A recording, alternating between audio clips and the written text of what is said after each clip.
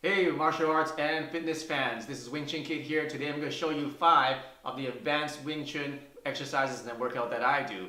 Here, check it out. It's a combination of yoga and martial arts training. Are you ready? Here we go. Here's the single leg squat. It's a useful exercise to get really strong legs. Here's how you do it. First of all, let's do a regular squat. Just going down and up. So as going down, put your hands out like this, straight. And come up, then come back. So from the side, just like this, and like this. So that's a regular squat with both legs.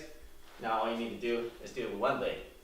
So what you do is just lift up one leg, and slowly go down as far as you can without having this foot touch the ground, and come back up like that. Okay, and do that again. Breathe out, breathe in.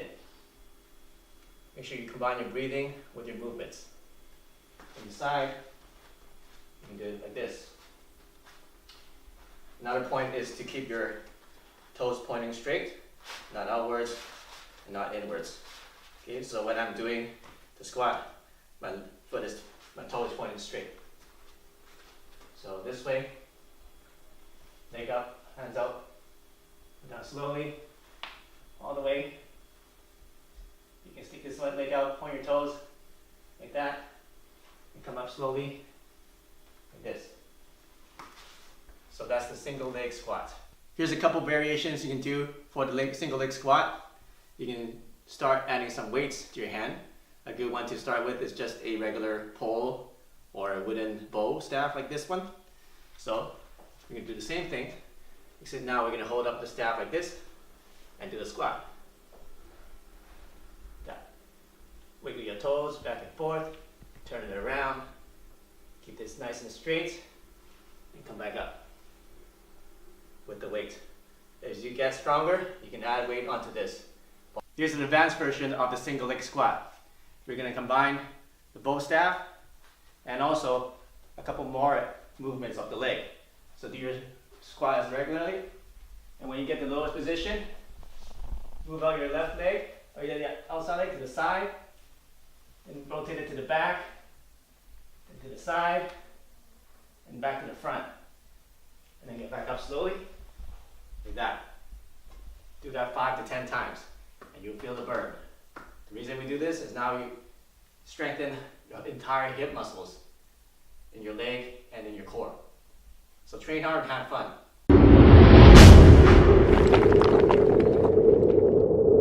The side plank. A lot of people do it with just the hands, which is great, but we're going to do it with our knuckles. This is really good for Jeet Kune Do training when they do their straight lead. Now you can use the side plank to solidify and strengthen your straight lead. We can do it on the ground. So how you do it, just start kneeling on the ground, put your fist down in the vertical position, stretch out your legs, the left one, and then put your right one underneath it. Now once you got this position, try to keep your body straight. Don't hang it like this, don't bend it like this, keep it nice and straight. Try to imagine a straight line going from your top of your head to your toe. Then stick out this arm, raise it up as high as you can, and make a nice stretch from the fingertips down to your knuckles. You can do it holding a knuckle, or you can do it opening your hand, or like this. And try to feel it go straight across your back, like that. So that's a side knuckle plank, and train that and you get a stronger punch. A couple variations you can do is change the angle of your fist here. So we did the vertical one like this, but we can also change it to be horizontal like this. So try it out, and you can start training some other positions. So this is a horizontal punch, and you can do the same thing like this. So instead of doing it this way, you do it this way, horizontal. So put your fist horizontal like this, and then do it horizontal like this.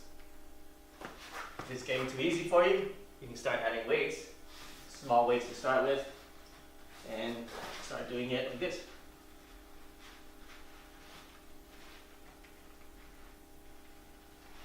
Okay, so that's the horizontal plank. Some pointers is a lot of people's wrists aren't that strong, so start easy. Start easy. Just do it on your knees. Get a stronger wrist. I prefer to get pads, something not too soft, not too hard, so that your knuckles won't be you won't get bruises on your knuckles as easily. So that's a side knuckle plank.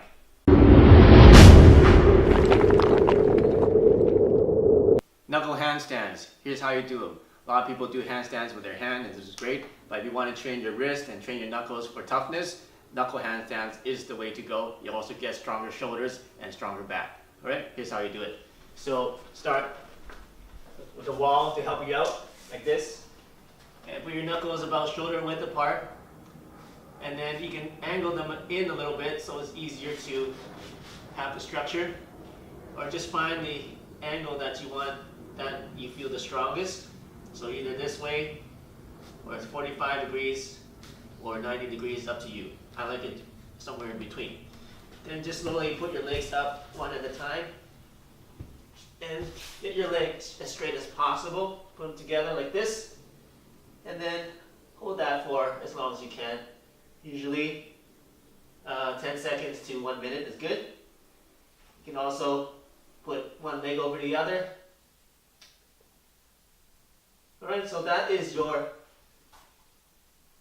knuckle handstand. You want to come back down, just do one leg at a time, just like that. One important tip for this exercise is you need to keep your back straight. So when you're against the wall, make sure that your feet are here and your body is on a complete straight angle like this. Even though it's on an angle, make sure it's completely straight. You don't want to have a curve like this or a curve like this. So let me demonstrate again. Put your feet up like that. You don't want to end it like this, like that. Have your back bent this way or the other way. You want to keep it straight from your knuckles all the way to your toes, as straight as possible. So that's one point to do this properly. A couple of safety pointers for you if you're doing this exercise. Make sure that you have a nice soft surface so that if you do tumble forward, that you fall into something soft and don't hurt your back. Another thing is don't do it for too long because the blood will rush to your head and you might get dizzy.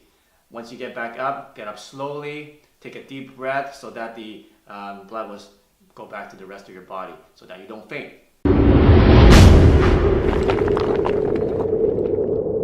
We're going to show you how to do the knuckle crow. Now you see a lot of people doing the crow. It's a yoga pose with their hands like this, which is great, but can you do it with your knuckles? Now here's how you do it. The easier way to train this, if you haven't done this before, is to get a block like this. If you don't have something like this, get a telephone book or just some towels is fine too. So you can start doing this. Before you do knuckles, obviously do the hand ones, but once you do the hand one, you're going to graduate and do our knuckles. Easier way to do it is to have your thumb here to help balance a little bit more, a little bit easier. So from here, you're just going to put our elbows behind our knee, like this, on the inside of our legs. And then we're going to just rock forward, and then put our head there so you get a nice balance and you're not scared of rolling over. Now once you get balanced, now just rock back a little bit, then you can get your head off the block, like that. And once you get good at that, then you don't need the block. See, my head is off the block now, right? Okay, so once you get good at that, do it without the block. You might want to put some padding here just in case you fall forward, doesn't hit your head on concrete or a hard floor. This is a little bit softer, so it's okay. So what you can do is start this about shoulder width. Find the nice position, not too wide, not too narrow. Let's find the strongest position you can find, and then do it like that. And what you can do is adjust your knuckles back and forth to get that balance. Now once you get better, we're not going to use the thumbs anymore. We're just going to use the knuckles to get the balance. Now this is harder, but once you get the balance well, then you can do it like this. Okay, so that is the knuckle crow. The way I train this is to hold the position for 30 seconds to a minute. Now, what you might want to do is, if you can't balance for that long, that's okay. Just do your best. If you're off balance, just adjust back and try to hold the position again. And if you're off balance, just go back to that balanced position. Eventually your wrist will get stronger and your balance will get better. So this exercise is very good for training the wrist power and training the strength of your muscles and your hands. And also trains you to have the nice structure of your elbow, trains you to have the right angle of your forearm so that you get the most power, trains everything to solidify your structure to increase your punching power. Here's a super advanced version for you that are insane and want to do something crazy. Start training your fingertips to do the crow position. So we're not doing just knuckle crow, we're doing fingertip crow. How I do it: put your fingers in position, find the strongest position you can feel, and then do the crow position.